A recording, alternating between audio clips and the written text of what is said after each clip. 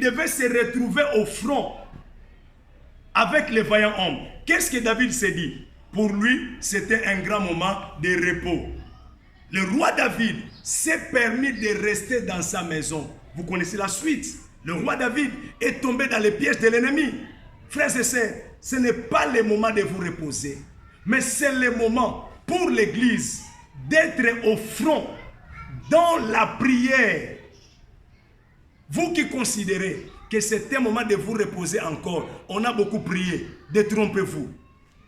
La Bible dit, un peu de sommeil, un peu d'assoupissement, et la pauvreté te surprendra comme un rôdeur. Ce n'est pas le temps pour vous de pouvoir dormir. Ce n'est pas le temps pour vous de rester bras croisés. Mais c'est le temps d'être au front. C'est le temps de vous lever dans la prière. Ce n'est pas le temps de la récréation. Ce n'est pas le temps d'être dans une grande distraction. Ce n'est pas le temps d'être dans une grande distraction. Vous allez vous rappeler que l'oncle d'Esther, Mardoché, avait dit à Esther, qui sait si c'est pour des temps comme celui-ci que tu es parvenu à la royauté? L'oncle de Mardoché lui dit, ne pense pas que comme tu es dans la maison du roi et que tu pourras échapper seul, tu peux être chrétien. Mais si tu ne pries pas pendant ces moments, la Bible dit, faute de prudence, les justes tombent. C'est un grand moment de nous lever dans la prière et sortir de nos moments de repos. Deuxième des choses, pendant ces moments, l'Église doit éviter de rester indifférent, comme si l'Église ou les chrétiens étaient exemptés de ces choses. Comme l'oncle de Mardoché a dit à Esther, ne crois pas, comme tu es dans la maison du roi, que tu vas échapper. Pendant ces moments, le cible, c'est vous les chrétiens, c'est l'Église. Vous devez vous lever dans la prière, parce que moindre distraction, ça peut vous toucher aussi. L'Église ne doit pas être indifférente, comme si elle était exemptée de ces choses. Troisième des choses, l'Église doit éviter d'être une Église froide, sans feu, sans chaleur spirituelle, au risque de se faire infiltrer par l'ennemi. Quatrième des choses, l'Église doit sortir de son sommeil spirituel. Et pendant ces moments où nous sommes en train de traverser les moments de cette pandémie, l'Église n'a pas besoin d'être n'importe quelle église. Mais l'église de ces moments, pendant ces temps, face à cette pandémie, nous avons besoin d'une église composée de chrétiens et de chrétiennes à l'image des fils d'Issachar. Les fils d'Issachar. Qui sont les fils d'Issachar? Ce sont des enfants. C'est la postérité bien sûr de Jacob. C'est parmi les enfants de Jacob. Mais ce sont des enfants hors du commun. Hors du commun, j'aimerais vous dire.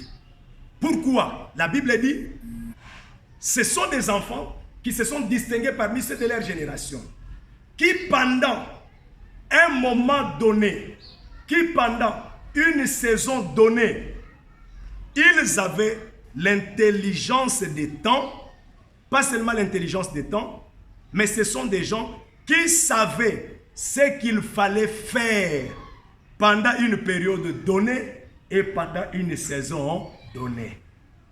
Donc pendant ces moments, nous avons besoin d'une église à l'image des fils d'Issachar, qui ont l'intelligence des temps, qui doivent comprendre quel temps nous sommes en train de passer.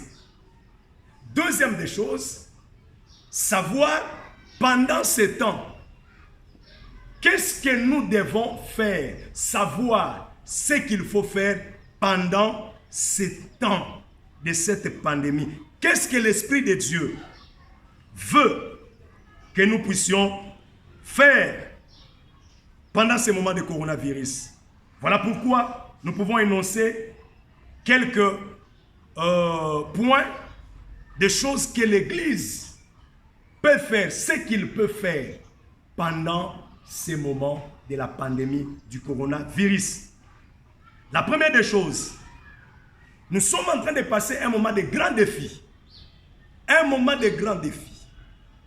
Et pendant ces moments, où toutes les disciplines de la vie ont prouvé leur incapacité, l'Église, en tant qu'une entité céleste, l'Église est appelée à pouvoir relever les défis que les autres entités n'ont pas pu les relever. Pourquoi? Parce que la Bible dit, la création tout entière attend avec un ardent désir la révélation des fils de Dieu. Ce n'est pas pour rien, en des temps comme celui-ci, que toi tu es chrétien. Ce n'est pas pour rien. Dans cette famille-là, Dieu savait qu'il y aurait des moments comme celui-ci de la pandémie qui allaient exister. Et Dieu a permis que toi, tu sois chrétien dans cette famille-là. Ce n'est pas pour rien que Dieu a permis, en des moments comme celui-ci, que l'Église ne soit pas encore enlevée, mais que l'Église reste encore sur la terre. Pour quelle raison? Premièrement, ce que l'Église doit faire. L'Église est appelée à relever les défis que toutes les autres entités n'ont pas pu de pouvoir la relever. Et je me permets encore de le répéter parce que Jésus a remis les clés d'ouverture et de fermeture à l'Église. Il a dit à Pierre, comme je l'ai dit autrefois. Plus haut, il a dit, je te remets les clés du royaume, au point que ce que tu lieras sur la terre sera lié au ciel. Ce que tu vas délier sur la terre sera délié au ciel. Jésus nous a donné ce pouvoir. L'Église a ce pouvoir par la parole. La Bible dit, Dieu accomplit toute la parole de ses serviteurs et toute prédiction de ses envoyés. Chrétiens, où que vous soyez, sachez-le que vous avez la clé. Par votre parole, parce que tout a été créé par la parole. Vous avez le pouvoir de faire taire la tempête, comme Jésus autrefois. Il a qualifié ses disciples de non compétents. Il a qualifié ses disciples des incrédules. Pourquoi? Ce que lui pouvait faire, c'est ce qu'il était déjà en mesure de le faire. Jésus regrettait de ce que tous les 3 ans possibles que je suis avec vous, alors qu'à l'université, vous faites 3 ans, vous êtes qui? Vous êtes gradué, vous faites 5 ans, vous êtes licencié. Et ils sont restés avec Jésus. Jésus est celui qu'on appelle maître.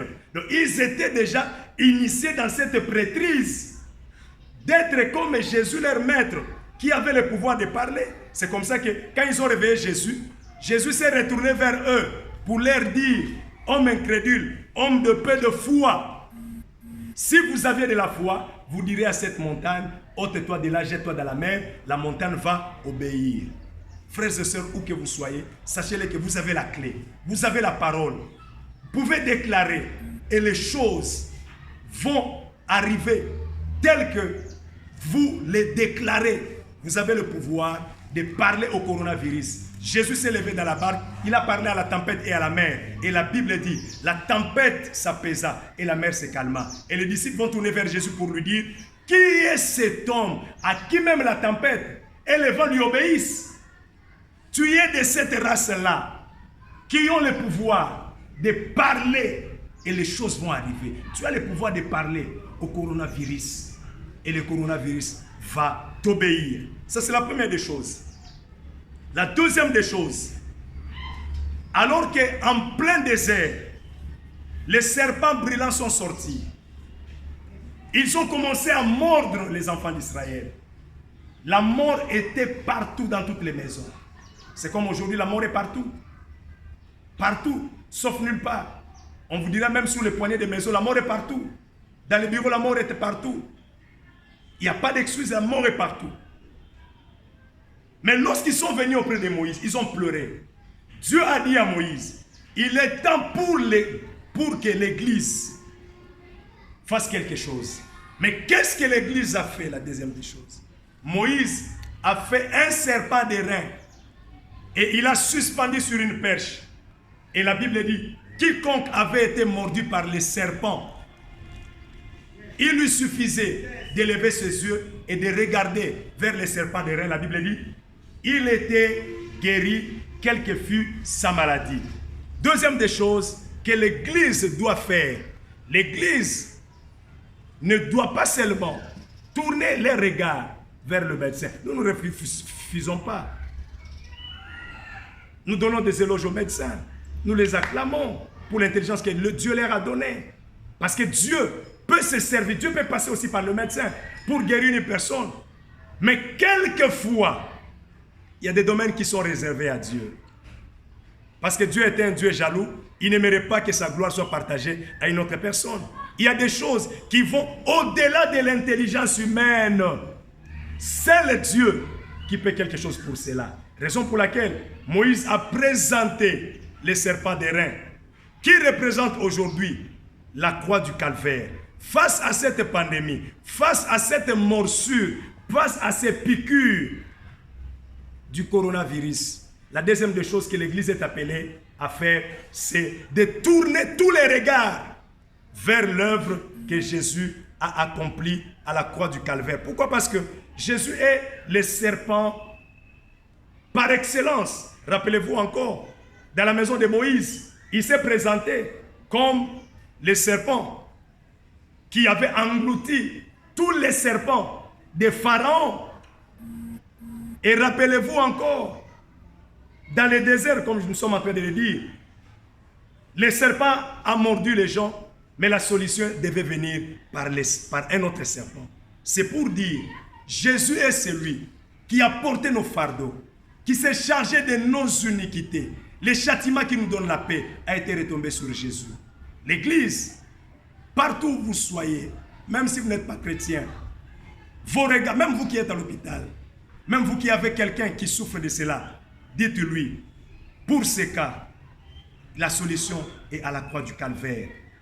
Jésus, l'œuvre de la croix nous a suffi pour que la morsure du serpent ne nous tue pas. Parce que la croix, c'est notre lieu de vie, notre lieu où nous pouvons revendiquer notre guérison. La troisième des choses, c'est par là que je pense que nous allons terminer et nous allons prier pour vous. La troisième des choses que l'Église est appelée à faire pendant ces temps comme celui-ci, l'Église est appelée à prier. Pas seulement à prier, mais aussi à jeûner, à augmenter notre vie de prière. Pourquoi? Vous aurez l'occasion de nous suivre les vendredis sur la face B du coronavirus avec ce thème que nous avions intitulé « Les retours des serpents brûlants ». Frères et sœurs, derrière le coronavirus, il y a un esprit. Il y a un esprit. C'est comme ça que on a amené aux disciples de Jésus un enfant qui écumait, qui se jetait dans le feu quelquefois et qui se jetait dans l'eau. Ça ne pardonnait pas. Mais la Bible dit, les disciples ont prié, l'enfant n'a pas été guéri. Mais la Bible dit, lorsque Jésus est venu, il a prié pour l'enfant a été guéri. En rentrant, ils vont poser la question à Jésus, Seigneur, pourquoi nous avons prié, l'enfant n'a pas été guéri. C'est un temps de ne pas être superficiel, mais c'est le temps de la profondeur.